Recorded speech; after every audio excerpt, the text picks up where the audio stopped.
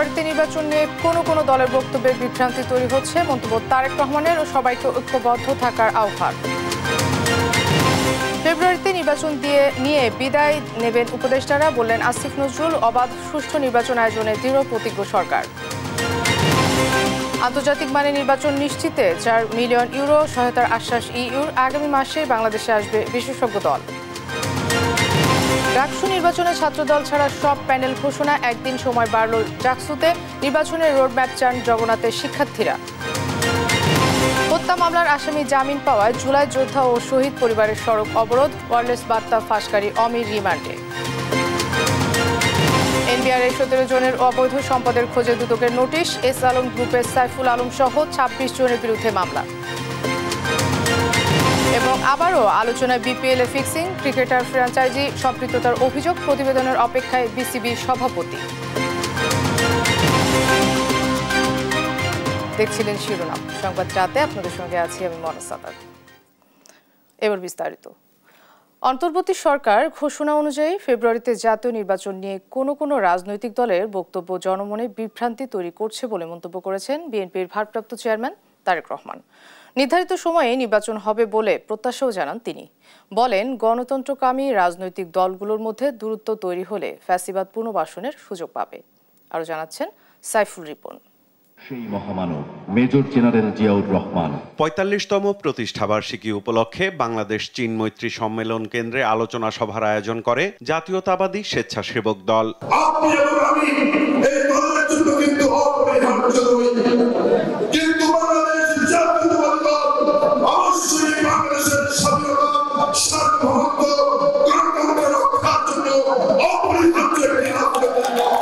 ষোলো বছরের গণতান্ত্রিক আন্দোলনে নির্বিচারে গুম খুনে অভিযুক্ত পতিত স্বৈরাচারের বিচার দাবি করে স্বজনহারা মানুষ।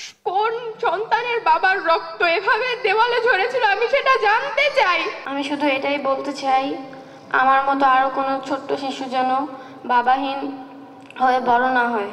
আমি চাই সকল হত্যার বিচার এই বাংলার জমিনে হোক।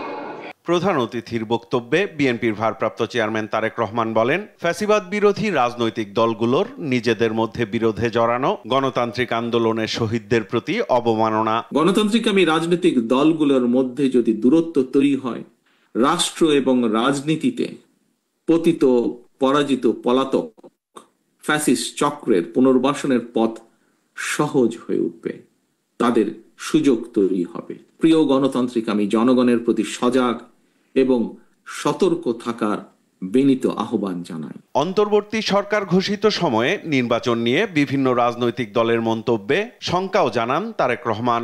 রাজনৈতিকভাবে যদি জনগণকে শক্তিশালী করা না যায়, তাহলে রাষ্ট্র এবং সরকার শক্তিশালী হয়ে উঠতে পারে না।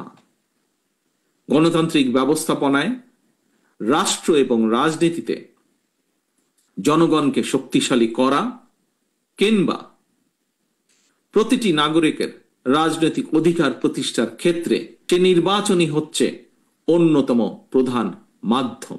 বলেন, রাষ্ট্র রাজনীতিতে ফ্যাসিবাদ ঠেকাতে জনগণের রাজনৈতিক অধিকার প্রতিষ্ঠার বিকল্প নেই। জনগণের রাজনৈতিক অধিকার প্রতিষ্ঠার পথে যদি বাধা সৃষ্টি হয়, তাহলে অবশ্যই গণতন্ত্রের উত্তরণের পথ সংকটে পড়বে।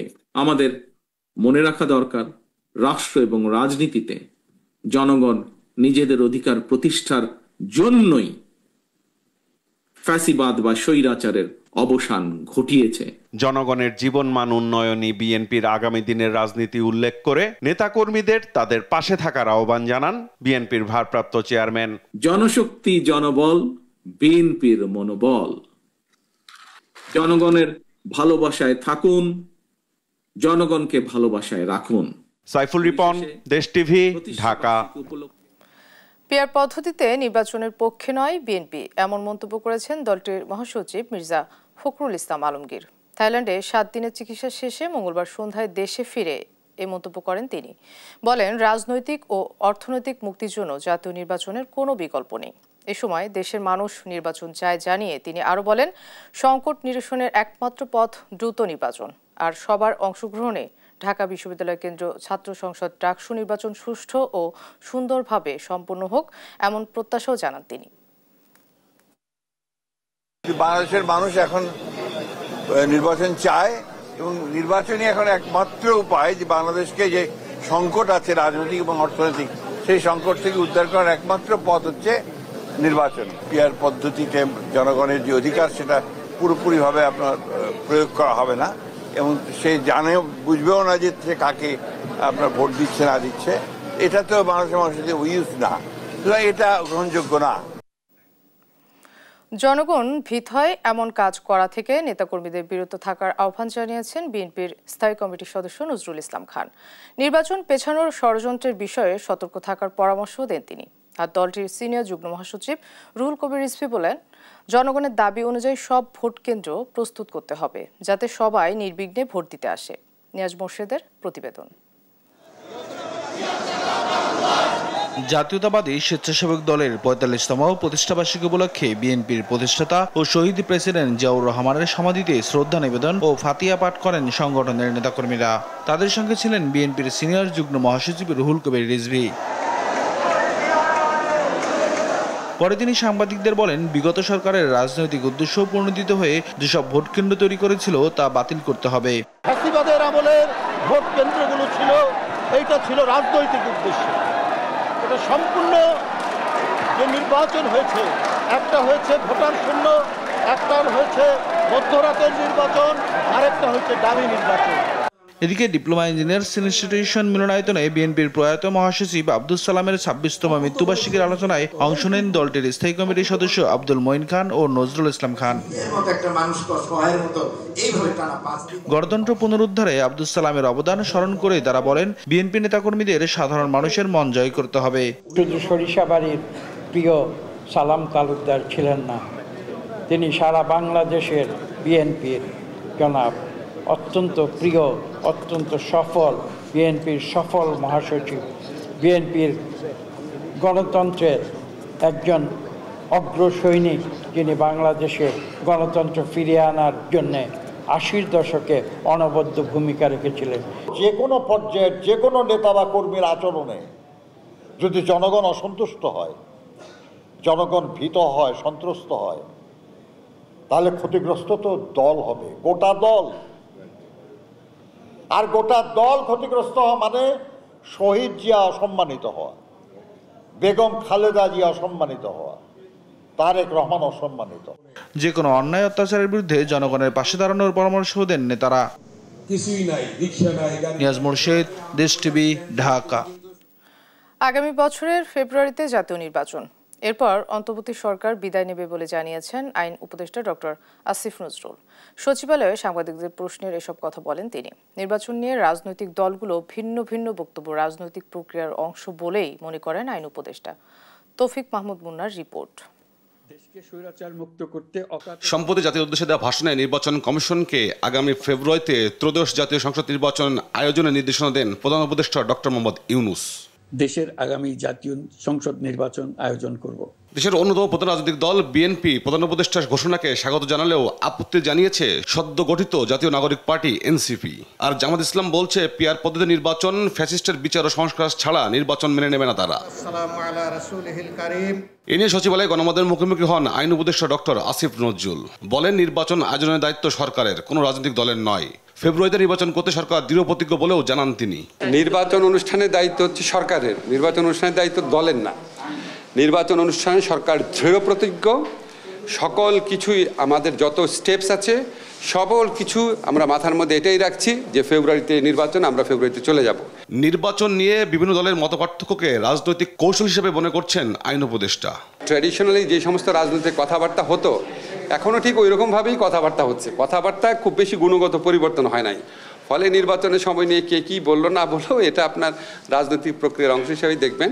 দুদক এবং নির্বাচন ব্যবস্থা সংস্কার যেসব সুপারিশ এসেছে তা 2 মাসের মধ্যেই আইনের রূপ দিয়ে কথা বললেন ডক্টর আসিফ নজরুল। রাজনৈতিক দলের গুণগত মান যখন পরিবর্তন। তৌফিক মাহমুদ মুন্না, দেশ TV, Dhaka. Milestone school and কলেজে বিমান দুর্ঘটনায় নিহত শিক্ষক মাহিরিন চৌধুরী, মাসুকা বেগম ও মাহফুজা খানম মানবতা ও সাহসিকতার অনন্য দৃষ্টান্ত হিসেবে এই জাতির কাছে চিরস্মরণীয় হয়ে থাকবেন বলে মন্তব্য করেছেন প্রধান উপদেষ্টা প্রফেসর মোহাম্মদ ইউনূস। মঙ্গলবার বিকেলে প্রধান উপদেষ্টা সরকারি বাসভবন যমুনায় মাইলস্টোন স্কুল অ্যান্ড কলেজের বিমান দুর্ঘটনায় নিহত 3 শিক্ষক পরিবারের সদস্যদের সঙ্গে সাক্ষাতের সময় এই মন্তব্য করেন তিনি। এ সময় উপস্থিত ছিলেন নিহতদের পরিবারের সদস্যরা। এছাড়া এদিন ব্রিটিশ চিকিৎসক দল প্রধান উপদেষ্টার সঙ্গে সাক্ষাৎ করেন। মাইলস্টোন স্কুল অ্যান্ড কলেজ প্রাঙ্গণে ঘটে যাওয়া বিমান দুর্ঘটনায় গুরুতর আহত রোগীদের চিকিৎসায় দ্রুত সাড়া দেওয়ায় ব্রিটিশ চিকিৎসকদের ধন্যবাদ জানান প্রধান উপদেষ্টা। ত্রয়োদশ জাতীয় নির্বাচনকে আন্তর্জাতিক মানের করতে ইসিকে 4 মিলিয়ন ইউরো সহায়তার প্যাকেজ দেওয়ার ঘোষণা দিয়েছে ইউরোপীয় ইউনিয়ন। মঙ্গলবার সকালে প্রধান নির্বাচন কমিশনারের সঙ্গে বৈঠক শেষে এই ঘোষণা দেন ইইউ রাষ্ট্রদূত মাইকেল মিলার। এর আগে প্রায় 1.5 ঘন্টা বৈঠক করেন তারা। মিলার আরও জানান, আগামী মাসে বাংলাদেশে একটি বিশেষজ্ঞ দল আসবে। তারা সম্ভাব্যতা যাচাই করবে নির্বাচনে ইইউ পর্যবেক্ষক পাঠাবে কিনা। এ সময় গণতন্ত্রের উত্তরণে বাংলাদেশকে ইইউ সমর্থন জানিয়ে তিনি বলেন, আগামী নির্বাচন গ্রহণযোগ্য ও আন্তর্জাতিক মানদণ্ড হবে। Specifically, I came today to announce to the Bangladesh Election Commission that the European Union will provide a support package in excess of 4 million euros to help Bangladesh run elections in line with international standards. DUCSU নির্বাচনে ছাত্র দলের জন্য মনোনয়নপত্র সংগ্রহের সময় বাড়ানো হয়েছে বলে অভিযোগ করেছে কয়েকটি সংগঠনের নেতারা। তবে চিফ রিটার্নিং অফিসার অধ্যাপক ডক্টর জসিমউদ্দিন বলেছেন, সবার জন্যই এই সুযোগ দেওয়া হয়েছে। নির্বাচনে লেভেল প্লেইং ফিল্ড নিয়ে কোনো আশঙ্কা নেই বলেও জানান তিনি। সমাপনী দিন পর্যন্ত মনোনয়নপত্র সংগ্রহ করেছেন 658 শিক্ষার্থী। আর সব জোট প্যানেল ঘোষণা করলেও এখনও ঘোষণা হয়নি ছাত্র দলের প্যানেল। বিস্তারিত জানাচ্ছেন আলিমুজ্জামান সাফওয়ান। দিন যত গড়াচ্ছে ততই উত্তাপ ছড়াচ্ছে ঢাকা বিশ্ববিদ্যালয়ের কেন্দ্রীয় ছাত্র সংসদ ডাকসু নির্বাচন। মনোনয়নপত্র সংগ্রহ ও জমার তারিখ একদিন করে বাড়ানোর ঘোষণা আসে সোমবার। মঙ্গলবার সকাল থেকেই তাই ডাকসু নির্বাচনী কার্যালয়ে শিক্ষার্থীদের ভিড়। সত্যিকার অর্থে আমরা ছাত্ররা নিজেদের কণ্ঠগুলো আমরা ছেড়ে আমাদের দাবিগুলো আমরা তুলে ধরতে পারছি। এই জন্য হচ্ছে বিশ্ববিদ্যালয়ের জন্য যেন কোনো কাজ করতে পারি, এই জন্যই আসলে এই নির্বাচনটা করা। ঢাকা বিশ্ববিদ্যালয়ের একটা বড় অংশ হচ্ছে সাধারণ শিক্ষার্থী, যারা কোনোভাবেই কোনো রাজনৈতিক দলের সাথে সম্পৃক্ত নয় এবং তারা এমন কাউকেও চায় না যে আসুক যারা নিজেদের দলের এজেন্ডাকে বাস্তবায়ন করুক। মনোনয়নপত্র জমা দিয়ে ঢাবি শিবির সভাপতি SM ফরহাদ ঘোষণা দেন, তাদের প্যানেলের নাম ঐক্যবদ্ধ শিক্ষার্থী জোট। একদিন সময় বাড়ানোকে পক্ষপাতপুষ্ট আচরণ হিসেবে দেখছেন শিবির নেতা সাদিক কায়েম। আমরা সমন্বিত একটি জোট গঠন করেছি, যেটির নাম দিয়েছে ঐক্যবদ্ধ শিক্ষার্থী জোট। আমরা দেখতে পাচ্ছি বিশ্ববিদ্যালয় প্রশাসনে একটা দলের প্রতি অনেক বেশি বিশ্ববিদ্যালয় প্রশাসন তারা দরদ কাজ করছে বলে আমাদের কাছে মনে হচ্ছে। আজকে যে একদিন বৃদ্ধি করা হয়েছে, এখানে আমরা যারা স্টেক হোল্ডার আছে আমাদের সাথে আলাপ করা হয়নি। প্যানেল চূড়ান্ত না হলেও সর্বোচ্চ নেতৃত্বের নির্দেশেই ছাত্রদল নেতাকর্মীরা মনোনয়নপত্র নিচ্ছেন বলে জানান দলটির নেতারা। দেশনায়ক জনাব তারেক রহমান আমাদের সাংগঠনিক অভিভাবক, তিনি আমাদেরকে ফর্ম উত্তোলন করার নির্দেশনা দিয়েছেন। সেই জন্য আমরা আজকে ফর্ম উত্তোলন করেছি এবং আমাদের সকলের ডাটা আমাদের দেশনায়ক জনাব তারেক রহমান নিচ্ছে। অতি শীঘ্রই আপনারা প্যানেল দেখতে পাবেন। পার্টি থেকে আসলে এখন পর্যন্ত আমাদের বলা হয়েছে তোমাদের যে যেখানে ইচ্ছুক সেখান থেকে তোমরা মনোনয়নপত্র নিতে পারো। এদিকে বিএনপি ভারপ্রাপ্ত চেয়ারম্যান তারেক রহমান যেহেতু ডাকসু ছাত্রদলের প্যানেল চূড়ান্ত করেনি, তাই বিশ্ববিদ্যালয় প্রশাসন সময় বাড়িয়েছে, এমন অভিযোগ ছাত্র অধিকার পরিষদের সভাপতি বিনিয়ামিন মোল্লার। পত্র পত্রিকায় যেটা আমরা পড়লাম, ছাত্রদল এখনো তাদের প্যানেল ঠিক করতে পারে নাই এবং গতকালকে ছাত্রদলের একজন ক্যান্ডিডেট মনোনয়ন সংগ্রহ করতে এসে বলছেন যে উনাদের কোন পদে কে নির্বাচন করবেন সেটা ঠিক করে দিবেন জনাব তারেক রহমান, উনাদের সাংগঠনিক অভিভাবক। তবে ছাত্রদল কিংবা অন্য কাউকে সুবিধা দিতে নয়, সবার কথা ভেবেই মনোনয়নপত্র তোলা ও জমাদানের সময় বাড়ানো হয়েছে বলে জানিয়েছেন চিফ রিটার্নিং কর্মকর্তা। গত 12 তারিখ থেকে আপনারা এখানে সবাই সাক্ষী ছিলেন, এখানে কোনো ছাত্র সংগঠনের পরিচয় কেউ আসে নাই। ডাকসুতে কোনো মার্কা এবং কোনো সংগঠনের পরিচয় নাই, শুধুমাত্র আমাদের গঠনতন্ত্র অনুযায়ী বৈধ ছাত্রছাত্রীরা এখান থেকে ফর্ম নিয়েছে, ফর্ম জমা দিয়েছে। এর বাইরে কোনো ধরনের পরিচয় এখানে কিছু হয়নি। মঙ্গলবার শেষ দিন পর্যন্ত মনোনয়নপত্র সংগ্রহ করেছেন মোট 658 জন শিক্ষার্থী। বর্ধিত সময় অনুযায়ী জমা দেওয়া যাবে বুধবার 4টা পর্যন্ত। আলিমুজ্জামান সাফওয়ান, দেশ টিভি, ঢাকা। জাহাঙ্গীরনগর বিশ্ববিদ্যালয় কেন্দ্রীয় শিক্ষার্থী সংসদ ও হল সংসদ নির্বাচনের মনোনয়নপত্র সংগ্রহ ও জমার সময়সীমা একদিন বাড়ানো হয়েছে। এদিকে উৎসব মুখর পরিবেশে দ্বিতীয় দিনে মনোনয়নপত্র সংগ্রহ ও জমা দেন প্রার্থীরা। 2 দিনে মনোনয়নপত্র বিক্রি হয়েছে 328টি। দেওয়ানিমনির রিপোর্ট, জানাচ্ছেন ফারজানা ফুস্টুপা। দ্বিতীয় দিনের মতো মঙ্গলবার সকাল থেকে জাকসুর অস্থায়ী নির্বাচন কার্যালয় থেকে মনোনয়ন ফরম সংগ্রহ করেন শিক্ষার্থীরা। তফসিল অনুযায়ী 18 ও 19 আগস্ট জাকসু নির্বাচনের মনোনয়নপত্র সংগ্রহ ও জমাদানের সময়সীমা বেঁধে দিয়েছিল প্রশাসন। তবে বৈধ শিক্ষার্থী হওয়া সত্ত্বেও চূড়ান্ত ভোটার তালিকা থেকে অনেকে বাদ পড়ায় মনোনয়ন সংগ্রহে সময় বাড়ানোর আবেদন করেন শিক্ষার্থীরা। এ নিয়ে সোমবার রাতেই বৈঠক ডেকে একদিন সময় বাড়ায় জাকসু কমিশন। 20 আগস্ট সরকারি ছুটি থাকায় আগামী 21 আগস্ট দুপুর 2টা পর্যন্ত মনোনয়নপত্র সংগ্রহ ও বিকেল 4টা পর্যন্ত জমা দেওয়া যাবে। এই সিদ্ধান্তকে স্বাগত জানিয়েছেন প্রার্থীরা। আমরা মনে করি যে এটা শিক্ষার্থীদের জন্যই ভালো হয়েছে, কেননা যেহেতু তাদের 2 দিন সময়ের মধ্যে মনোনয়ন নেওয়ার ক্ষেত্রে তাদের বিভিন্ন ধরনের জটিলতা তৈরি হচ্ছিল, সেই জায়গা থেকে তারা এখন শান্তিপূর্ণভাবে মনোনয়নপত্র নিতে পারবে। যাদেরকে বিশ্ববিদ্যালয় থেকে বহিষ্কার করা হয়েছে তারা এখনো ভোটার লিস্টে নাম এসেছে, তাদের কিছু অছাত্রের ভোটার লিস্টে নাম এসেছে। তো এই ধরনের সমস্যা, ছোটখাটো কিছু ত্রুটি ছাড়া সে অর্থে তেমন একটা সমস্যা দেখছি না। তবে ছাত্রদল, ছাত্র শিবির ও বাকসাস বিষয়টিকে ইতিবাচক হিসেবে দেখলেও সবার মতকে সমান গুরুত্ব দিয়ে সুষ্ঠু নির্বাচনের তাগিদ তাদের। আমরা অন্য জায়গায় দেখেছি নির্বাচন কমিশন সাধারণত ছুটির দিনেও কাজ করে থাকে। যদি ছুটির দিনেও কাজ করে থাকতো সেটি একদিন হতো এবং এটি যথাযথ হতে বলে আমরা মনে করি। লেভেল প্লেইং ফিল্ডের জায়গাটা আসলে মেনটেন করছে কিনা আমরা আমাদের উদ্বিগ্নতার জায়গা থেকে প্রশাসনের প্রতি আহ্বান জানাচ্ছি। ভবিষ্যতে কোনো সিদ্ধান্ত গ্রহণের ক্ষেত্রে সবার মতের যেন সমান গুরুত্ব দেওয়া হয়। বিশ্ববিদ্যালয় প্রশাসন বলছে সবার কথা বিবেচনা করেই বাড়ানো হয়েছে সময়। সুষ্ঠু নির্বাচন নিশ্চিতে ক্যাম্পাসে বসানো হয়েছে সিসিটিভি ক্যামেরা। নির্বাচনের দিন স্ট্রাইকিং ফোর্স হিসেবে থাকবে সেনাবাহিনী। শিক্ষার্থীদের আবেদন হচ্ছে যে আরেকটু সময় বর্ধিত করুন। গত রাত্রে নির্বাচন কমিশনের একটি সভা হয়েছে, সেই সভাতে শিক্ষার্থীদের আবেদনের পরিপ্রেক্ষিতে সেই সময় জমাদানের এবং গ্রহণের যে সময়টি আছে সেটা নমিনেশন ফর্ম সেটা বর্ধন করা হয়েছে। দীর্ঘ 3 দশক পর আগামী 11 সেপ্টেম্বর অনুষ্ঠিত হতে যাচ্ছে নবম জাকসু নির্বাচন, যেখানে ভোট দিবেন 11,919 শিক্ষার্থী। ফারজানা ফুস্টুপা, নিউজ ডেস্ক, দেশ টিভি। কেন্দ্রীয় ছাত্র সংসদ নীতিমালা অনুমোদন এবং নির্বাচনের সুনির্দিষ্ট রোড ম্যাপের দাবিতে ভিসি ভবনের সামনে অবস্থান কর্মসূচি পালন করেছে জগন্নাথ বিশ্ববিদ্যালয়ের শিক্ষার্থীরা। মঙ্গলবার দুপুরে বিশ্ববিদ্যালয়ের সাধারণ শিক্ষার্থী এবং বিভিন্ন ছাত্র সংগঠনের নেতারা এবং এই কর্মসূচিতে অংশ নেয়। তারা বলেন, সুষ্ঠু রাজনৈতিক পরিস্থিতি তৈরিতে জাকসুর বিকল্প নেই, তাই দ্রুত দাবি মেনে না নিলে কঠোর আন্দোলনের ঘোষণা দেন তারা। চলতি বছরের 30 জুলাই শিক্ষার্থীরা জাকসুর রোডম্যাপ এবং সম্পূরক বৃত্তির বিষয়ে সুস্পষ্ট ধারণা দেওয়ার জন্য প্রশাসনকে 2 দিনের আলটিমেটাম দিয়েছিলেন, কিন্তু প্রশাসনের স্পষ্ট বার্তা না পাওয়ায় অবস্থান কর্মসূচি পালন করে শিক্ষার্থীরা। আজকে আমরা 2টা দাবি নিয়ে এখানে বসেছি। আমাদের দাবি আদায় না হওয়া পর্যন্ত আমাদের এই কর্মসূচি চলবে এবং পরিবেশ বিবেচনা করে আমরা আরো কঠোর থেকে কঠোর দিকে আমরা দাবিতে হব। দাবি আদায় না হলে লাগাতার এরপরে প্রোগ্রাম আসতেই থাকবে। মানে এখানে এখন আর হয় দাবি আদায় হবে, নাহলে মানে আমাদের আন্দোলন চলবে, এখানে অন্য কোনো অপশন নাই। অক্টোবরের 31 তারিখের মধ্যে ছাত্র সংসদ নির্বাচনের আশ্বাসে আমরণ অনশন ভাঙলেন বেগম রোকেয়া বিশ্ববিদ্যালয়ের শিক্ষার্থীরা।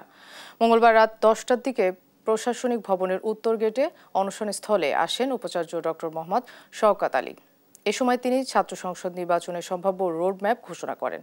তার দেয়া আশ্বাস মেনে আমরণ অনশন ভাঙার সিদ্ধান্ত নেন শিক্ষার্থীরা। পরে উপাচার্য নিজ হাতে তাদেরকে ডাব খাইয়ে অনশন ভাঙান।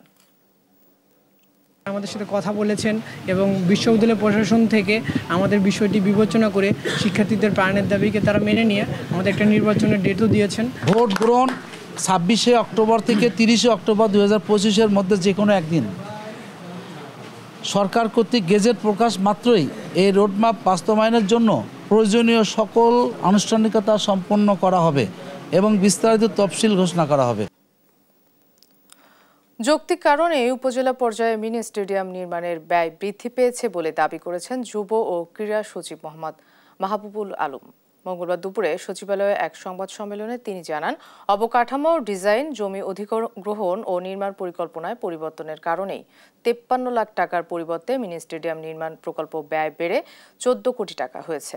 53 লাখ টাকা ব্যয়ের স্টেডিয়ামের চেয়ে পরিবর্তিত স্টেডিয়ামের পরিসর বৃদ্ধি পেয়েছে এবং আগের তুলনায় এটি কয়েক গুণ উন্নত।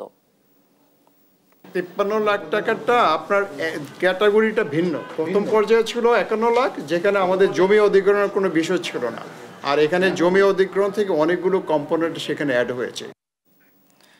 আগামী 24 ঘন্টার মধ্যে গণঅভ্যুত্থানের শহীদ ইমাম হাসান তাইম হত্যায় জড়িত সাবেক এসআই সাজ্জাদকে জামিনের সঙ্গে সংশ্লিষ্ট বিচারকদের অপসারণ সহ নানা দাবিতে সচিবালয়ের সামনে বিক্ষোভ করেছে জুলাই যোদ্ধা ও শহীদ পরিবারের সদস্যরা। দাবি আদায় না হলে আগামী রোববার সচিবালয় বা প্রধান উপদেষ্টার বাসভবন যমুনা ঘেরাও কর্মসূচির হুঁশিয়ারি দেন তারা। তন্দ্রা তারুণের রিপোর্ট। মঙ্গলবার দুপুরে সচিবালয়ের সামনে বিক্ষোভ মিছিল করেন জুলাই শহীদ ও আহত পরিবারের সদস্যরা। রোদ বৃষ্টি উপেক্ষা করে সচিবালয়ের সামনের রাস্তা অবরোধ করেন তারা। বিক্ষোভ মিছিল নিয়ে সচিবালয়ের ভেতরে আসার চেষ্টা করলে আইনশৃঙ্খলা রক্ষাকারী বাহিনীর বাধার মুখে পড়ে জুলাই যোদ্ধা ও শহীদ পরিবারের সদস্যরা। এ সময় তাদের সঙ্গে দুর্ব্যবহার করা হয়েছে বলে অভিযোগ করা হয়। সেলিম ভাই, তাকে ওই পুলিশটার নাম অনেক, সে কিভাবে ধাক্কা মারে আর কিভাবে ধাক্কা মারার কিভাবে লাঠি নিয়ে মারতে যায়, পুলিশের কাছে আমি জবাব চাই। সচিবালয় তো আসলে 144 জারি করা থাকে, তারপরও তারা এখানে আমরা বাধা দেওয়ার চেষ্টা করেছি, পুলিশ তারপরে শোনে নাই। চেষ্টা করতেছে আলাপ আলোচনার মাধ্যমে এটা একটা সুষ্ঠু সমাধান করা। শহীদ ও আহত পরিবারের সদস্যদের অভিযোগ, আন্দোলনকারীদের হত্যা মামলার আসামিরা আইনের ফাঁকফোকর ব্যবহার করে জামিন পেয়েছেন। বিচার তো করলোই না, অথচ মোটা অঙ্কের টাকা খেয়ে খুনিদের জামিন দিয়ে দিতেছে। এর বিচার আমরা কাদের কাছে চাবো বলেন? দুই একটা ধরা হচ্ছে, তাদের বিচার না করে তাদেরকে জামিনে ছেড়ে দেওয়া হচ্ছে, আমাদেরকে জানানো পর্যন্ত হচ্ছে না। সন্তানকে কাজে নিয়েছে সেই বুঝে আপনারাও কারো সন্তান আমার একমাত্র ঘরের বাতি নিভে গেছে, তাই আমি বিচার চাই। জুলাই শহীদ ইমাম হাসান তাইমের ভাই রবিউল আউয়াল আন্দোলনকারীদের হত্যা মামলার আসামিদের জামিনের সঙ্গে সংশ্লিষ্ট বিচারকদের অপসারণের দাবি জানান। যেই দুইজন বিচারপতি জামিন দিয়েছে, আগামী বৃহস্পতিবারের মধ্যে তাদেরকে বহিষ্কার করতে হবে। বিক্ষোভকারীরা আইন উপদেষ্টা আসিফ নজরুলের পদত্যাগেরও দাবি জানান। পাশাপাশি জুলাই আন্দোলনকারীদের হত্যাকারীদের বিচারে সরকারকে রোডম্যাপ দেওয়ার আলটিমেটাম দেন। সারা বাংলাদেশ থেকে শহীদ পরিবার আসবে, আহত পরিবার আসবে, ছাত্র জনতা আসবে, আমরা সচিবালয় এবং প্রয়োজনে যমুনা ঘেরাও করব ইনশাআল্লাহ। এদিকে সামাজিক যোগাযোগের মাধ্যম ফেসবুকে এক স্ট্যাটাসে আইন উপদেষ্টা দাবি করেন জামিনের সঙ্গে আইন মন্ত্রণালয়ের কোনো সম্পর্ক নেই। অ্যাটর্নি জেনারেলের অফিস থেকে আপিল করা হয়েছে। জামিন বাতিল হলে পুলিশ আসামিদের গ্রেপ্তার করবে। তন্দ্রা তারুণ্য, দেশ টিভি, ঢাকা।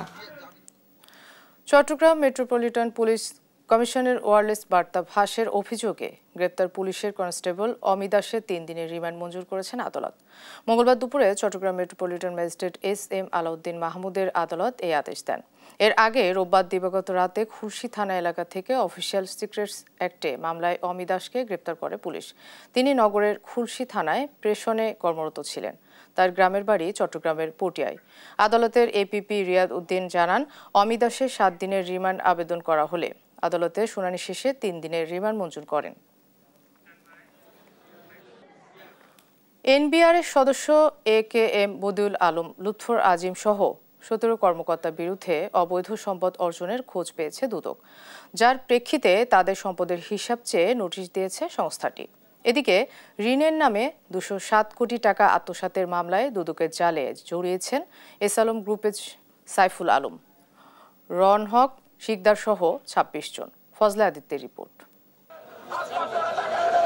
সংস্কার সহ নানা দাবিতে গেল জুনে এনবিআর কর্মকর্তাদের আন্দোলন যখন তুঙ্গে, ঠিক তখনই আন্দোলনের সাথে সম্পৃক্ত এনবিআর সংস্কার ঐক্য পরিষদের নেতা হাসান তারিক রিকাবদার সহ বিভিন্ন পর্যায়ের একাধিক কর্মকর্তার বিরুদ্ধে অনুসন্ধানে নামে দুদক। তাদের বিরুদ্ধে অভিযোগ কর ফাঁকির সুযোগ করে দিয়ে অবৈধ সম্পদ অর্জনের। সংস্থাটির 1.5 মাসের অনুসন্ধানে তাদের বিরুদ্ধে প্রমাণ মেলে অবৈধ সম্পদ অর্জনের, যার প্রেক্ষিতে এনবিআরের 2 সদস্য এ.কে.এম. বদিউল আলম, লুৎফর আজিম সহ 17 কর্মকর্তার সম্পদ বিবরণী দাখিলের নোটিশ জারি করে দুদক। প্রাথমিক তথ্য অনুসন্ধানে গত আয়ে বহির্ভূত সম্পদ অর্জন করেছেন মর্মে প্রতীয়মান হয় জাতীয় রাজস্ব বোর্ডের 17 জন কর্মকর্তার প্রতি দুর্নীতি দমন কমিশন আইন 2004-এর 26(1) ধারা অনুযায়ী সম্পদ বিবরণী দাখিলের আদেশ জারির সিদ্ধান্ত গৃহীত হয়েছে। এদিকে ঋণের নামে ফার্স্ট সিকিউরিটি ইসলামিক ব্যাংক থেকে 260 কোটি টাকা আত্মসাতের অভিযোগে এসালাম গ্রুপের চেয়ারম্যান সাইফুল আলম, শিকদার গ্রুপের রণহক শিকদার, রিকি হক শিকদার সহ 26 জনের বিরুদ্ধে মঙ্গলবার মামলা করেছে দুর্নীতি দমন কমিশন। বেসরকারি ওয়ার্ক অর্ডারের বিপরীতে লোন অনুমোদন এবং বিনিয়োগ বিতরণ পদ্ধতি না মেনে ফার্স্ট সিকিউরিটি ইসলামী ব্যাংক লিমিটেডের 110 কোটি 27 লক্ষ টাকা, যা পরবর্তীতে বকেয়া সুদসহ প্রায় 207 কোটি টাকারও বেশি অর্থ উত্তোলন এবং স্থানান্তর রূপান্তর হস্তান্তর করার অপরাধ অনুসন্ধানকালে প্রমাণিত হয়েছে।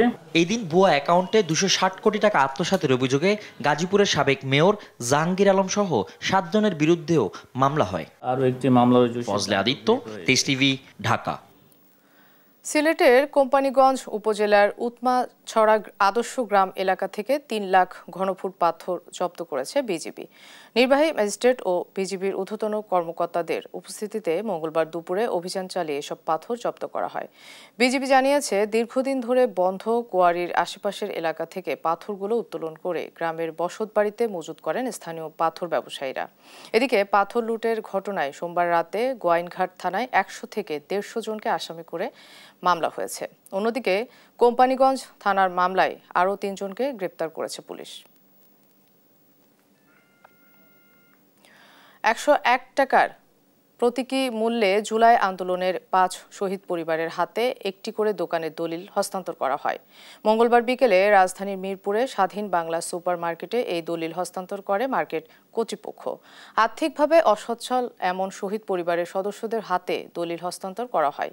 এর আগে গত 4 আগস্ট মিরপুর ফ্যাসিস্ট মুক্ত দিবস 2025 উপলক্ষে স্বাধীন বাংলা সুপার মার্কেট কর্তৃপক্ষ ঘোষণা দিয়েছিল যে মিরপুরে নিহত শহীদ পরিবারের জন্য আজীবন ব্যবহারযোগ্য দোকান বরাদ্দ দেওয়া হবে।